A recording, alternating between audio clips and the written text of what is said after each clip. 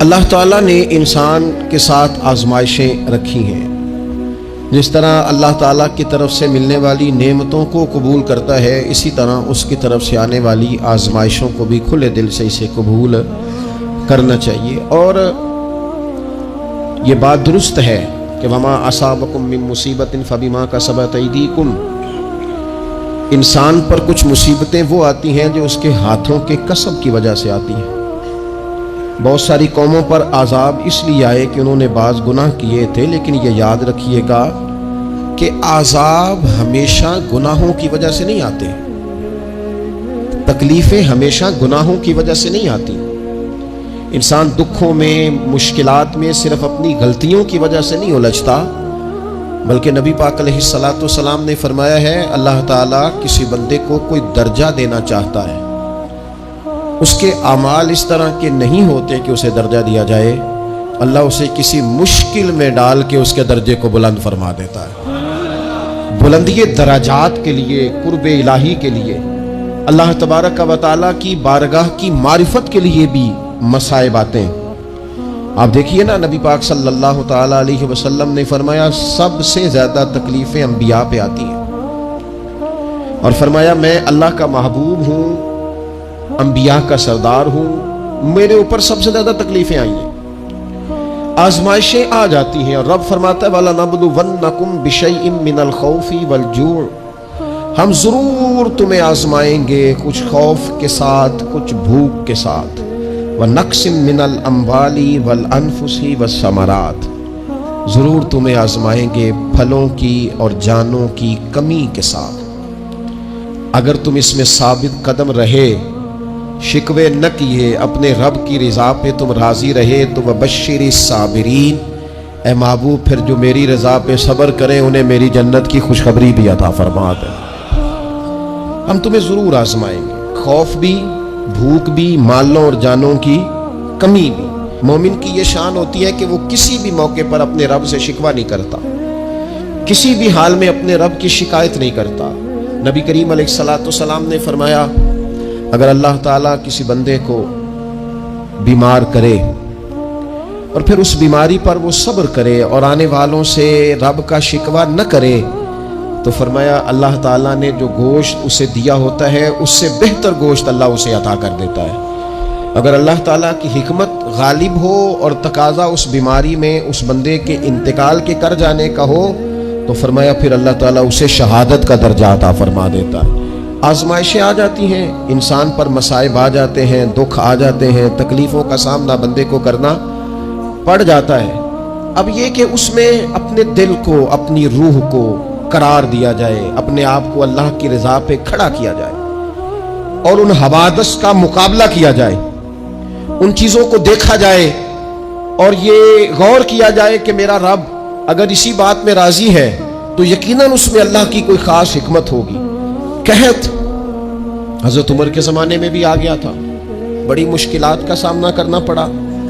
تو ان مصائب میں انسان کو تھوڑا سا پہلے تو ہمت کرنی ہے، پھر اس میں کرنے کا جو کام ہے وہ یہ ہے کہ سب سے پہلا کام تو یہ ہے کہ اپنے رب کی بارگاہ میں کھل کے دعا مانگی جائے، اللہ تبارک و تعالیٰ کے حضور التجائیں کی جائیں، دعائیں کی جائیں، رب کریم کو منایا جائے۔ حضرت عمر فاروق رضی اللہ تعالیٰ عنہ کے زمانے میں جب قحط آیا تھا تو حضرت عمر نبی پاک علیہ السلام کے چچا کو حضرت عباس رضی اللہ تعالیٰ عنہ کو لے کے میدان میں نکلے تھے، اور کیا خوبصورت لفظ انہوں نے ترتیب دیے تھے، عرض کرتے تھے مالک پہلے ہم تیری بارگاہ میں محبوب پاک کو لے کے آیا کرتے تھے، آج محبوب نے ظاہری وصال کیا ہے تو تیرے محبوب کے چچا کو لے کے آئے ہیں، تو اے اللہ تو مہربانی فرما اپنے محبوب کے چچا کا صدقہ ہمیں بارش عطا فرما۔ تو بس حضرت عمر نے وہ دعا مانگی، حضرت عباس کو وسیلہ بنایا تو اللہ نے بارش عطا فرما دی۔ اچھا پھر یہ دونوں چیزیں ہمیں حدیث صحیح میں ملتی ہیں۔ ایک نوجوان نے، ایک شخص نے آ کے حضور کی بارگاہ میں عرض کی یا رسول اللہ بارش نہیں ہوتی، دعا کر دیں، تو نبی پاک نے ہاتھ اٹھائے دعا کے لیے، اتنے ہاتھ بلند کیے کہ بغلوں کی سفیدی نظر آنے لگی۔ وہ کہتے ہیں ابھی محبوب کے دستے مبارک پوری طرح چہرے پر پھرے نہیں تھے کہ اللہ نے بارش عطا کر دی۔ پھر پورا ہفتہ بارش ہوتی رہی تو لوگوں کو اب بارش کی کثرت کی وجہ سے بعض مسائل بننے لگے، تو وہ پھر حاضر ہوئے۔ عرض کی یا رسول اللہ دعا فرما دیں، اب تو کچھ مشکلات بڑھنے لگی ہیں۔ تو حضور نے پھر ہاتھ اٹھائے کہ اے اللہ اپنا فضل نصیب فرما، مہربانی فرما، کبھی بارش کی ضرورت ہوتی ہے اور کبھی بارشوں کا کثرت سے ہونا وہ تکلیف کا باعث ہو جاتا ہے بعض جگہوں پر۔ تو کہتے پھر حضور نے دعا فرمائی، ابھی چہرے پہ ہاتھ نہیں پھیرے تھے کہ مدینہ منورہ میں بارش ختم ہو گئی۔ تو سب سے پہلا اور ضروری کام ہمارا آج مزاج بن گیا ہے کہ ہم تبصرے کرتے ہیں، سیاست کرتے ہیں، اس پر بیٹھ کر اب ایک اور دور آ گیا ہے، ویڈیو بناتے ہیں، موبائل چلاتے ہیں، جو کہ بہت بڑا امتحان ہے ہمارے لیے کہ صرف 20 منٹ موبائل کو ہاتھ نہ لگائیں، بہت بڑا امتحان ہے۔ ہو سکتا ہے بہت سارے لوگ بڑی تکلیف میں آ جائیں کہ پورے 20 منٹ گزر گئے، اس پہ ویڈیو بنائیں گے، اس پہ کومنٹس کریں گے، اس پہ یہ کام ہم کرتے ہیں۔ حالانکہ اگر کوئی ایسی مشکل آ جائے تو شریعت نے ہمیں یہ سبق دیا کہ پہلے دعا، پہلے اللہ کی بارگاہ میں حاضری۔ اکبر الہ آبادی نے کہا تھا کہ مصیبت میں بھی اب یاد خدا ہم کو نہیں آتی، دعا منہ سے نہ نکلی، جیبوں سے عرضیاں ہی نکلی۔ ہم محکموں میں درخواستیں دیتے ہیں لیکن دعا کی طرف بڑھتے بڑا خوبصورت کام ہے۔ سب سے پہلے تو یہ کریں کہ وہ جو ہمارے بھائی تکلیف میں ہیں، مجبوری میں ہیں، ان کے لیے اپنے رب کی بارگاہ میں عرض کریں کہ مالک، قدرتوں کا مالک تو تو ہے، ہر چیز تو تیرے دست کرم میں ہے، اور تو کریم اتنا ہے کہ بندوں پہ تو غضب نہیں زیادہ فرماتا، رحمت ہی زیادہ فرماتا ہے، اور تیری رحمت تیرے غضب پر غلبہ رکھتی ہے، اس لیے مالک تو کرم فرما، اور یہ جو لوگ ہیں تو انہیں اپنے فضل سے ہی آسانی عطا فرما تاکہ اس مشکل سے نکل آئیں۔ جن دنوں قحط آیا تھا نا مکہ مکرمہ مدینہ طیبہ میں حضرت عمر کے زمانے میں، تو حضرت عمر فاروق فرماتے ہیں میں نے بغیر گھی کے کبھی کھانا نہیں کھایا تھا، لیکن میں نے قسم اٹھا لی تھی کہ جب تک سب لوگوں کو راشن کھانا میسر نہیں آتا میں بھی گھی نہیں کھاؤں گا۔ یہ جو اضافی اخراجات ہیں، ایڈوانس گاڑیاں بک کرانا، نئے ماڈل کے موبائل خریدنا، یہ جو ہمارے صرف ناز نخرے ہیں، صرف ان کو تھوڑا سا کلوز کر لو۔ عجیب بات ہے نا، عجیب ظلم ہے نا کہ ایک بچہ رات کو اس لیے کھانا نہیں کھا رہا کہ اس کی مرضی کا پکا ہوا نہیں، اور ایک طرف میرے ہی وطن میں اس ویڈیو نے بھی میری چیخیں نکلوا دی جس میں ایک بیٹی، اور اس کی عمر بھی بالکل اتنی ہے جتنی میری بیٹی کی عمر ہے، اس سے وہ صحافی پوچھتا ہے، پاؤں اس کے ننگے ہیں اور پاؤں پہ کیڑے چڑھ رہے ہیں، تو اس سے پوچھتا ہے پتر کیا چاہیے؟ وہ کہتی ہے صرف روٹی کھانی ہے، کوئی مطالبہ نہیں، کوئی مطالبہ نہیں، روٹی دا دکھ نہ پوچھو، یہ روٹی بندہ کھا جا دیجیے، روٹی بندہ کھا جاتی۔ اللہ کریم نے فرمایا وَتَعَاوَنُوا عَلَى الْبِرِّ وَالتَّقْوَى، جب تقوی اور پرہیزگاری کا معاملہ ہو تو ایک دوسرے کے ساتھ تعاون کرو، ایک دوسرے کے ساتھ تعاون کرو، ایک دوسرے کا آگے بڑھ کے بازو تھامو، خیر کے کاموں میں ایک دوسرے کی مدد کرو، آگے نکلو۔ ہو جاتا ہے کبھی کبھی ایسا کہ ایک بھائی کے پاس بہت زیادہ مال ہوتا ہے، دوسرے کے پاس کم ہوتا ہے، اور نبی پاک صلی اللہ تعالی علیہ وسلم نے ارشاد فرمایا کہ یاد رکھنا اللہ تبارک و تعالی اتنی دیر تک تمہاری مدد کرتا ہے جب تک تم اپنے بھائی کی مدد کرتے رہتے ہو، اللہ تمہارا مددگار رہتا ہے۔ اور یہ جو مسلمان ہوتے ہیں، مومن، کلمہ پڑھنے والے، ان کے بارے میں میرے نبی پاک علیہ الصلوۃ والسلام نے فرمایا کہ یہ ایک جسم کی مانند ہے، ایک جسم کی طرح ہے۔ مومن ایک جسم کی طرح ہے، جس طرح یہ پورا جسم ہوتا ہے۔ اور حضور نے مثال دے کے بات سمجھائی، فرمایا جسم کا ایک حصہ تکلیف میں ہونا تو سارا جسم اس کا کرب محسوس کرتا ہے، یعنی درد صرف دانت میں ہے لیکن روٹی کھانے کو دل نہیں کرتا، کسی سے بات کرنے کو دل نہیں کرتا، اٹھ کے باہر جانے کو طبیعت نہیں چاہتی، پورا وجود اس کا کرب، اس کی تکلیف محسوس کرتا ہے۔ فرمایا جس طرح ایک جسم کے ایک حصے کو تکلیف ہو، آپ مجھے بتائیے نا، آپ کے دانت میں تکلیف ہے تو کیا کبھی آپ کے دماغ نے کہا ہے کہ ڈاکٹر کے پاس نہیں جانا؟ پیروں نے کہا ہے میں نے نہیں چل کے جانا، یہ تو مسئلہ صرف اور صرف دانت کا ہے، دانت جانے، اس کا کام جانے؟ ایسا ہوتا نہیں۔ دانت میں تکلیف ہوتی ہے تو ذہن منصوبہ بندی کرتا ہے، وہ کہتا ہے یار یہ پتہ کرو دانت کا ڈاکٹر کہاں بیٹھتا ہے، پھر آپ کی زبان ہلتی ہے، معلومات کرتی ہے، پھر آپ کے پیر چل کے وہاں جاتے، اور پھر آپ اپنے دل سے ما فی ضمیر وہاں بیان کرتے، پھر آپ اپنا کمایا ہوا سرمایہ خرچ کرتے ہیں. بھئی ایک دانت کو تکلیف ہے تو رہنے دو, سارے جسم کو کام میں کیوں لگایا ہے؟ تو معنی یہ ہے کہ جب جسم کا ایک حصہ تکلیف میں ہو, باقی سارے سپورٹ کرتے ہیں تاکہ وہ ٹھیک ہو جائے. تو حضور نے فرمایا میرے سارے مومن ایک جسم کی طرح. سارے مکے سے ہجرت کر کے مدینے آئے, گھر بار پیچھے رہ گئے, جائیدادیں پیچھے رہ گئی, کاروبار پیچھے رہ گئے. حضور نے فرمایا تم بھائی ہو. لیکن وہ صحابہ تھے نا, انہوں نے بھائی بھائی اپنے آپ کو صرف تقریروں میں نہیں سمجھا تھا. انہوں نے اپنے آپ کو بھائی بھائی صرف محفلوں کے نعروں میں نہیں سمجھا تھا. انہوں نے اپنے آپ کو بھائی بھائی صرف ادیب شاعر کی شاعری میں نہیں سمجھا تھا. وہ من سے ان کی آوازیں آتی تھی ہم سچ مچ کے بھائی ہیں. انہوں نے طے کر لیا تھا کہ ہم بھائی ہیں. لہذا جب حضور نے کہا نا آپ تمہارے بھائی وہاں سے ہجرت کر کے آئے ہیں تو ان کی مدد کرو, تو پھر انہوں نے صحیح والا بھائی سمجھا. دھاگا رکھ کے اپنا گھر تقسیم کر کے آدھا اپنے بھائی کو دیا, کاروبار بانٹ کے اپنے بھائی کو دیا. جس کے پاس 4 اونٹ تھے اس نے 2 اپنے بھائی کو دے دیے. چلتے کاروباروں میں بھائیوں کو شریک بنا لیا. انہوں نے انہیں اس طرح کر کے رکھا کہ پھر وہ جو مہاجر تھے وہ مہاجر رہے ہی نہیں. انہیں یوں لگا کہ ہم تو ایک گھر سے اپنے دوسرے گھر میں شفٹ ہوئے. انہیں کسی جگہ بھی کوئی تکلیف نہیں آئی. لیکن امیر آدمی غریب کو بھائی سمجھنے کو تیار ہوتا نہیں. تگڑا بندہ چھوٹے کے قریب جانے کے لیے راضی ہوتا نہیں. جب تک وہ خاص ذہن نہ بنے جو ذہن ہمیں رسول پاک صلی اللہ علیہ وسلم نے عطا کیا, اتنی دیر تک انسان اس مقام تک پہنچ نہیں سکتا جہاں وہ اپنے بھائی کے لیے خیر کا معاملہ کرے. تو ایک تو یہ کہ ہمیں آگے بڑھنا چاہیے, ان لوگوں کو اپنا بھائی جاننا چاہیے. چوتھی بات, اسلام کے اندر نا ہر ذی روح کے ساتھ نیکی کرنے کا اجر ہے. ہر تر جگر والے کے ساتھ نیکی کرنے کا ثواب ہے اسلام کے اندر. جو تر جگر رکھتا ہے, جس کے وجود میں روح ہے, اس سے نیکی کریں اجر ملے گا. صحیح حدیث میں موجود ہے نا. اور میرا خیال ہے آپ سب کو وہ حدیث آتی ہے کہ نبی پاک علیہ السلام نے فرمایا کہ ساری زندگی گناہ کرنے والی عورت نے کتے کو پانی پلایا تھا تو رب نے بخشش فرما دی. کتا حلال جانور بھی نہیں, کتے کو پانی پلایا, ساری زندگی کے گناہ تھے, اللہ نے معاف کر دیا. کوئی بھی تر جگر والا ہو, آپ مجھے بتائیے ایک کتے کو پانی پلانے سے رب معاف کرتا ہے, تو اگر کوئی کسی انسان کی خدمت کرے, اور نرا انسان نہیں مسلمان, اور نرا مسلمان نہیں مدینے والے کا غلام, رسول اللہ کا کلمہ پڑھنے والا, اس کے ساتھ نیکی کرنے سے اللہ کتنا اجر عطا فرمائے گا. تو عزیز بھائی, مخلوق خدا سے جب لوگ پیار کرتے ہیں, جب لوگ محبت کرتے ہیں, اور جب ہمارے دل نرم, ہمیں نا مادہ پرست بنایا گیا ہے کچھ عرصے سے, ہمارا ذہن بنا دیا ہے. اور یہ ڈھیر سارے لوگ ہیں جو تقسیم کرتے ہیں ذہنوں کو, ڈھیر سارے لوگ, اس میں بعض مذہبی لوگ بھی شامل ہیں اللہ ماشاءاللہ, جو ذہن تقسیم کرتے ہیں, چھوٹی چھوٹی اپنے لالچ کے لیے لوگوں کو ایک دوسرے سے دور کرتے ہیں. یہ تقسیم کار ہمارا عام حصہ ہے, عام جز ہے. یاد رکھنا, جب قومیں مادہ پرست ہو جاتی ہیں نا, جب وہ ہر چیز کو پیسے میں تولتی ہیں اور پہلے اپنا نفع دیکھتی ہیں, پھر وہ معاشرہ انسانوں کا معاشرہ نہیں رہتا, وہ تاجروں کا معاشرہ ہوتا ہے.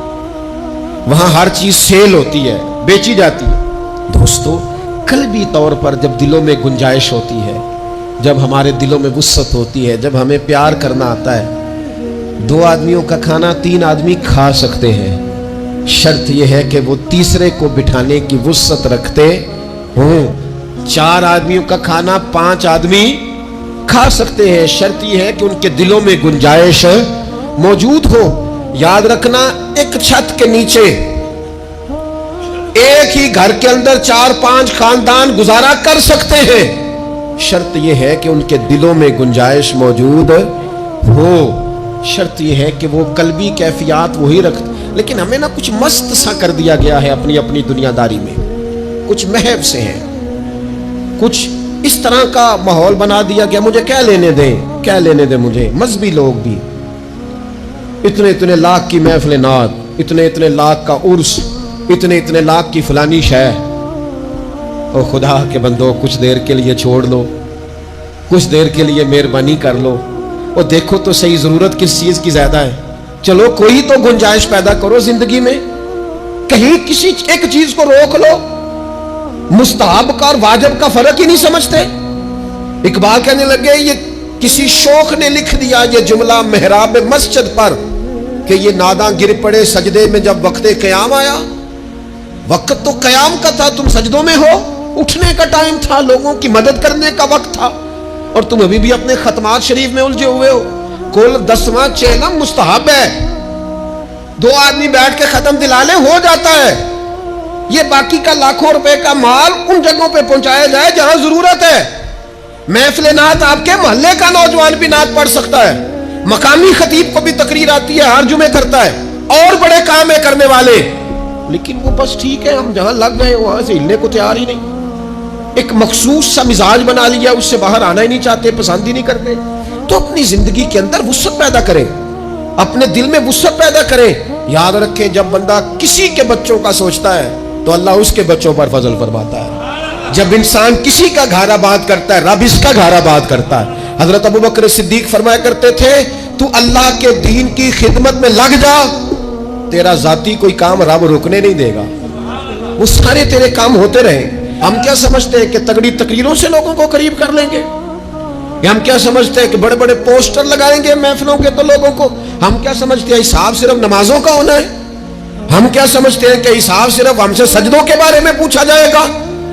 یہ بھی سوال ہوگا، یہ بھی صحیح بخاری مسلم میں موجود ہے، صحیح حدیث میں موجود ہے کہ رب فرمائے گا، او بندے میں بھوکا تھا تو نے مجھے روٹی نہیں کھلائی، میں پیاسا تھا تو نے پانی نہیں پلایا، کپڑوں کی حاجت تھی تو لے کے نہیں آیا، میں بیمار تھا تو نے تیمارداری نہیں کری۔ مالک تو کھانے سے پاک، پینے سے پاک، پہننے سے پاک، بیماری سے پاک۔ رب کریم فرمائے گا، وہ جو تیرے پڑوس میں بندہ بیمار تھا تو میں ہی تو تھا نا، وہ جو تیرے پڑوس میں آدمی بھوکا تھا تو بندہ تو میرا ہی تھا نا، وہ جو تیرے دائیں بائیں لوگوں کو حاجت تھی تو وہ میرے ہی بندے تھے۔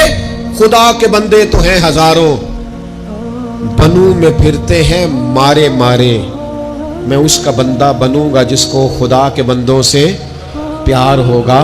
کچھ نہ تھوڑا سا اپنے دلوں میں وہ کیا بات کی تھی ساگر نے، اس نے کہا تھا کہ یہی ہے ذوق عبادت کی انتہا ساگر، او غم حیات کے ماروں کا احترام کرو۔ یہ جو غم حیات کے مارے ہیں ان کا احترام کرو۔ ایک 100 گھر تھا مدینہ شریف میں، امام ابو نعیم نے اس کو لکھا ہے۔ ہمارے ہاں بھی لوگ افطاری کراتے ہیں، سیاسی افطاری رمضان میں، سیاسی افطاریاں جن سے ہمیں کام نہیں پڑتا، جن سے ہمیں کل کو کام نکلوانا ہوتا، ان کی روٹی پکائی جاتی ہے۔ سیاسی ولیمے، سیاسی دعوتیں، سیاسی لوگوں کے اجتماعات، VIP کے لنگر، یہ ہمارا کلچر بن گیا ہے، یہ ہمارا مزاج بن گیا ہے۔ اور نبی پاک علیہ السلام نے فرمایا، لعنت اس دعوت پر جس میں امیروں کو بلایا جائے اور غریبوں کو نظر انداز کیا جائے، وہ تو ملعون دعوت ہے۔ 100 گھر پورا تھا مدینہ منورہ میں، جس میں 3 وقت کا کھانا، بچوں کے کپڑے، اگر کوئی بیمار ہو جاتا تو دوائیاں، اور دے کون جاتا ہے اللہ ہی بہتر جانتا ہے۔ ایک نقاب پوش آتا تھا، دروازے پہ دے جاتا تھا، نام پوچھتے تھے تو ناراض ہو جاتا تھا۔ اور یہ ایک دن کام نہیں ہوا، سالوں یہ کام جاری رہا، پتہ ہی کوئی نہیں کون دے جاتا ہے، کوئی خبر ہی نہیں۔ پھر اچانک 2-3 دن ہو گئے، وہ لنگر آنا بند ہوا، وہ اخراجات اٹھانے ختم ہوئے۔ اب لوگ ایک دوسرے سے پوچھنے لگے کہ وہ کھانا تیرے گھر بھی نہیں آیا، تیرے گھر بھی نہیں آیا، پتہ کرو کب سے نہیں آیا، پتہ کرو کب سے نہیں آیا۔ تو طے ہو گیا، جب لوگوں نے تاریخیں لگانی شروع کی، ایک دوسرے کے ساتھ ملانی شروع کی، تو 18 محرم سے میرے گھر نہیں آیا، ہاں ہمارے ہاں بھی 18 محرم سے نہیں آیا، پتہ کرو، تحقیق کرو۔ پتہ چلا کہ 18 محرم کو امام زین العابدین کا وصال ہوا ہے۔ سیدہ پاک کا یہ شہزادہ، امام حسین کا کربلا میں بچ جانے والا یہ جانشین، ایک 100 گھروں میں اور تھوڑی سی آبادی، 100 گھروں میں 2 وقت کھانا، اور اپنے کندھے پہ توڑا رکھ کے، لنگر کی بوری رکھ کے پہنچا کے آتے، اور چہرے پہ نقاب ہوتا، کوئی پوچھتا نام کیا ہے تو ناراض ہو جاتے۔ 100 گھروں میں کھانا جاتا۔ ان کے وصال کے بعد جب غسل دیا جا رہا تھا تو موٹے موٹے نشان تھے کمر پہ۔ لوگوں نے ان کے بیٹے سے پوچھا کہ یہ کیا ہے، تو فرمانے لگے میرے والد اپنے کندھوں پہ تھیلے رکھ کے آخر عمر تک گھروں میں پہنچا کے آتے رہے۔ لوگوں نے کہا حضور آپ کیوں نہیں جاتے تھے، آپ جوان تھے؟ تو آپ کے شہزادے کہنے لگے میں کہتا تھا ابا جی سے کہ میں نہ چلا جاؤں، تو فرماتے تھے پتر اگر تو جائے گا تو پھر تجھے اس غریب کا نام بھی بتانا پڑے گا، میں تیرے سامنے پردہ نہیں کھول سکتا، یہ میرا اور میرے رب کا راز ہے۔ اس چپکے کے ساتھ، اس محبت کے ساتھ حضرت امام زین العابدین رضی اللہ تعالیٰ عنہ خدمت کرتے